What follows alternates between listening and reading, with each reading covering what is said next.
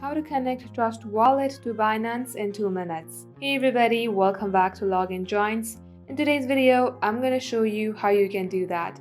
So without any further ado, let us get started. Head over to your Trust Wallet application from your device.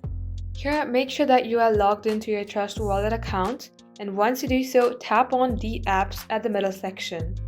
Then at this page under Popular, tap onto Pancake Swap. Here on the top right, you will see the option of Connect. Tap onto it, then it will show you all the wallets that you can connect.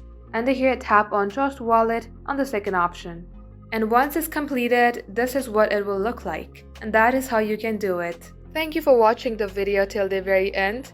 If it had helped you in any ways, then do like and subscribe. We will be back soon with more tutorials like this. Till then, hit the subscribe button to never miss an update from us.